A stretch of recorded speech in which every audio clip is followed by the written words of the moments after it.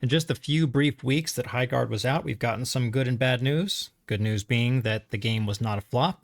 Bad news being that the company didn't get that memo and laid off most of the staff. This would lead to an article posted by a former employee that I wanted to talk a little bit about because it goes over an issue that we keep seeing over and over again in the games industry. Hey gang, Highguard, how about that? I've got my assistant here with me that's going to talk about this post that was made by a former lead technical artist over at the was it Wildgate Studios, Wildguard, one of those companies. It's pretty generic, just like their game. So let's get straight into it. I want to go over not the whole thing, but just a few key things. Because when I see people in the games industry, my industry, talking about things publicly, a lot of them forget a lot of very basic things that they need to understand if they're going to work in and be happy in this industry. So to start out, we have this article over here, this individual reflecting on shipping their first game. And they talk about the 2.5 years that they spent on this game and how it was really, everything seemed bright, everything's good. And you have this line here: everyone I knew that had any connection to the team or project had the same sentiments. This project is lightning in a bottle. I trust this team wholeheartedly. No one ever says that. If there's one project no one in the industry is worried will fail, it's yours. Which honestly sounds kind of like, sounds like someone's lying to their face. Like if you see something that is clearly a falsehood and you're like, yes, that is totally true. This sounds like one of those statements. This has mainstream hit written all over it. There's no way this will flop. I could play this game all day.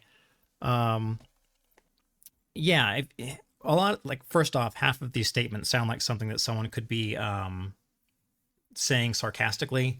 But let's just assume that this is positive people, them telling each other that this is all great, which is something that we see over and over and over again. We see these game studios that get tens of millions of dollars, if not hundreds of millions of dollars in funding. They go off and they're supposed to just make a game that, tens of thousands, ideally millions of people will want to play, because you want this game to be successful so that you can pay your salary, so that you can, work your way up in the world, slowly accumulate wealth, have some stability in the games industry, which is hard to come by. And a lot of these places, they keep telling each other that they are great. They're doing a great job. Oh, the product you're making is so good. And a lot of those people are completely delusional. We see game after game coming out, 100+ people teams, total failure, super uninteresting. And then we'll see some indie studio with just a couple people come out and make some wild success. With this particular game, they brought in some streamers to be like, oh, do you like this game? And those gamers were like, oh yeah, sure, I like this game. But they forgot to ask, hold on, I don't even know what that alarm was for. I'll find out later. But they brought in all these streamers to say, hey, what do you think of the game? And all the streamers were like, oh yeah, this could be a really big hit. They really liked it. But they forgot to ask your average player. Because with all these free-to-play games, you want like this huge swaths of people to come in and play, not just your very limited people. If you have a game that's specifically built for streamers, you have to have a small team that's associated with it, because you're only going to get those streamers plus people that watch those streamers that might want to also play it. It's usually like cooperative games. But games like that, party games where like you can get together as a team, you can have a tiny team and have a successful game that goes out there, sells to streamers and small numbers of people. But if you want a game like Highguard, where you're going to need, tens of thousands of people per day, ideally hundreds of thousands playing the game, getting invested in the game, buying microtransactions, spending time in the game, because if they make these games part of your standard rotation of games that you play every day, you'll eventually, more often than not, spend money on it eventually because you want to support the studio. Forgot to ask any of those people. Game comes out. Trailer comes out, and he talks about this a little bit here, where he says, then the trailer came out and it was all downhill from there, and like it's all this negative content that gets 10x the engagement of the positive. And like, that's, first off, super, he's saying that because it's negative to him, right? But in general, all the kind of things you see on like YouTube videos or whatnot, are hyperbole in like the titles in one way or another. How many times have we seen like a video out of Asmongold that's just titled "This game changed my life"? Like it's a lot, because that hyperbole gets people to click on the video, and then you can talk about whatever you want. You get hyperbole even on good games where it's just, like, oh, this game is going to be amazing, world changing. And it gets people to click on the video and then they, watch whatever the game's about. And that's just part of it. And in the case of Highguard, it came out and everyone pretty much universally looked at this and said, this is not a good looking game. What are they even trying to do? The trailer wasn't particularly good. Everyone immediately disliked how the characters looked, and because it looked like another hero shooter, so many people are done with hero shooters. There are a few exceptions, because I know a lot of you are going to watch this and say, yeah, we want less hero shooter games. But Deadlock, that's a hero shooter. That game looks fantastic. And when Deadlock comes out and it makes money hand over fist, what we're going to see is a lot of other companies saying, you know what we need to do? We need to get on the hero shooter market. And then they're going to start a game that's going to be in production for 3 to 5 years, and it's going to come out and be a total failure all over again, because a lot of these places, they just don't learn their lesson. Now, for this particular guy, he goes on and on and on talking about like, oh, this is all terrible, and everyone's calling us Concord, and it's a struggle session here. And this whole thing, out of this whole thing, like there's one part here where he's like incredibly supportive journalists and creators, which, creators is one thing. Journalists are not your friends. Journalists should be objective. The opinions of journalists they don't matter. They don't at all. Creators, sure. Generally the creators actually play the games, usually, if you get the right creators. But even them, like for all these studios, you've got so much money, you have the ability to do focus testing to get people in and play the game and give their observations. And sometimes the observations are good. Sometimes the observations are not helpful. Sometimes someone will say, oh, I want you to change X, Y, and Z. And then sometimes you get people to come in and play the game and they're like, look, this game just sucks. And you're just screwed in that case. Maybe that person's right. Maybe they're wrong. You'll find out eventually when you go to market, if you go to market. And this individual would make a post later that I want to bring up real quick before I go back to ranting, where he says, talks about how he's growing red apples in his yard. Would you like it for free? If you like it, I'll accept tips, but no pressure. And then someone's like, I only like green apples. Also, and then is like complaining about apples, and follows it up with toxic positivity is ruining the farming industry. I think this guy deleted this. I was only able to find a picture of it, which is for the best, because this is super stupid in a lot of ways. First off, if you're selling apples and everyone only wants green apples, eventually someone's going to say, hey, you owe me, mortgage, rent, whatever. And if you're like, sorry, buddy, I can't give it to you because people bought the wrong apples, what are you doing? And in the case of games, it's the same way. There is this big push in the games industry where a lot of people that make games are blaming the people that play the games for their failure. And like, it is not like that in any universe. For example, I had someone that I knew that decided to open their own coffee shop. The first year is perfectly fine. By year 5, they were out of business. They had like a Starbucks that opened nearby, and they were like, oh man, my business failed because Starbucks, it was just so big. I can't compete with Starbucks. Fact of the matter is, their coffee shop sucked. It took like 10 to 15 minutes to give a basic cup of coffee. People didn't want to be there. And also because it was like in a more downtown area, it was filled with homeless people, which is like a super negative. So you've got to buy your own security just to keep the homeless people from like causing like a scene. Big to do. And we're seeing that in the games industry in reverse. So you've got the big companies, your Starbucks style companies, gigantic places that are like, oh, we'll just apply 100, 200, 300 people to go and build this product that's generic corpo slop because we've checked all the boxes. And then you've got these little studios where it's just, a handful of people that are laser focused on what they want to build, and they're able to succeed. And in this case, we've got a team over 100 people that made a generic corpo slop that were like, oh, well, we're totally independent. We're doing all these things. You can be totally independent and be creatively bankrupt, which is what it seems like Highguard is.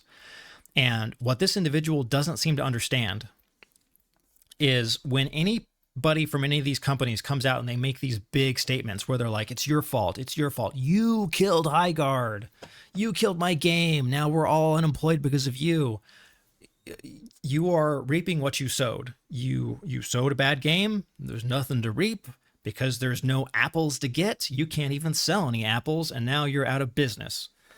And for the people that are in the games industry that are looking to hire people, if you are looking at two standard developers, let's say they're carbon copies of each other. One person's just from like Gamer Inc. and the other person is from whatever company this is.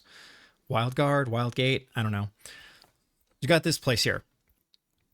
And you see this article out of here that's like, oh, well, it's the gamer's fault.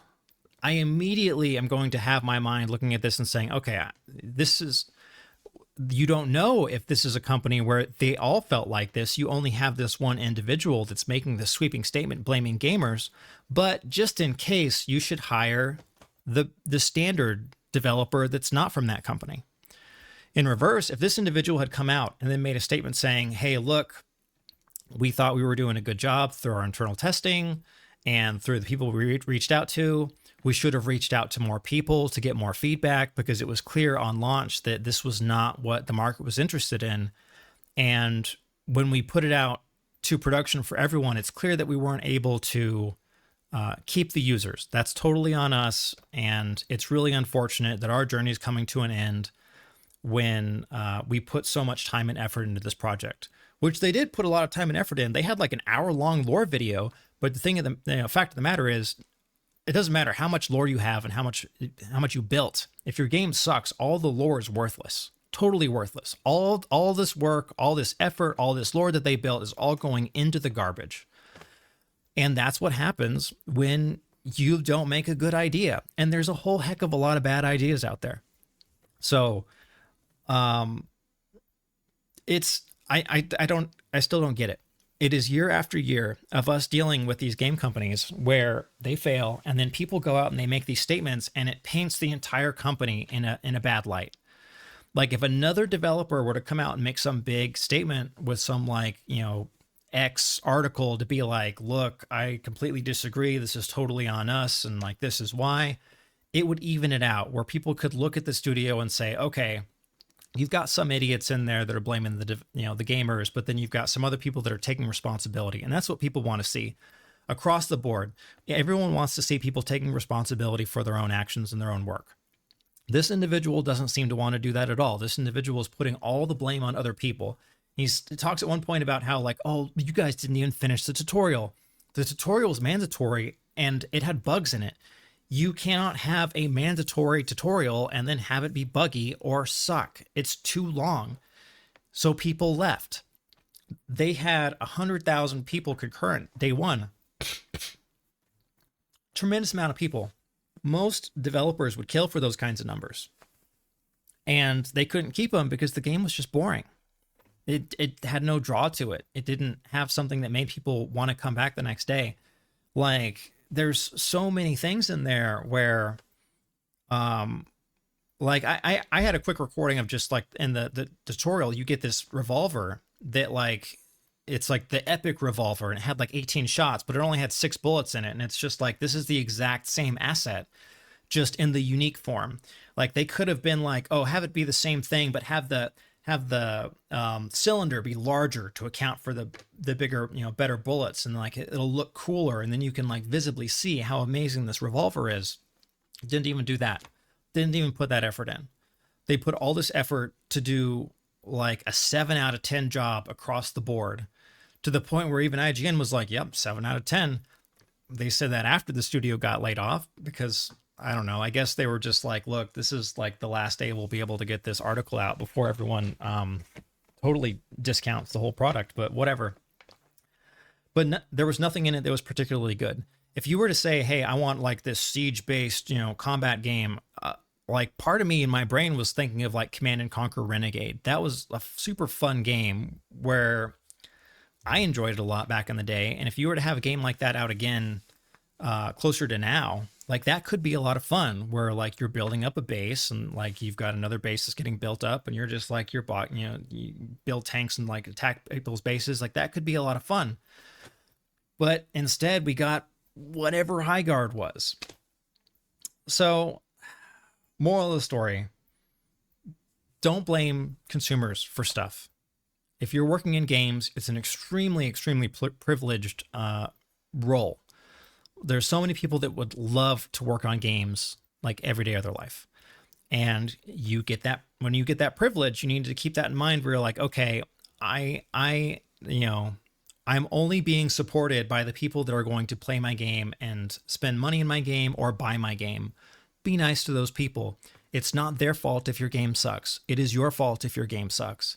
Heck, even if it's like 100 people and the game sucks because just the executives were like, look, I want all these things, which I've been on projects like that where we've been like, we really want X, Y, and Z. And they're like, actually, no. I decided to go day drinking over at this pub and I had this great idea and I want you to build that for the next quarter. And we'll build it because they're the ones paying us. And then when it sucks, it just sucks. And that's that. That's sometimes how it be. But it's not the user's fault. Stop blaming the users. I don't understand why this is such a hard thing for people to get. And yeah, no, it's just moral of the story. Don't buy red apples, green apples all the way. And with that, I have nothing more to say on this. Hopefully this is the last time we talk about Highguard before we get into the marathon drama, which is inevitable because, oh, dude, it's going to be good. Like no matter what, like if it's going to be a good game, great, cool, good on them. If it's not, great, cool, we're going to get so much content out of it. It's a win-win situation for everyone that is not the studio. Anywho's, I'll leave it at that. Thank you for your time, and I hope to see you all again in a future video. Farewell.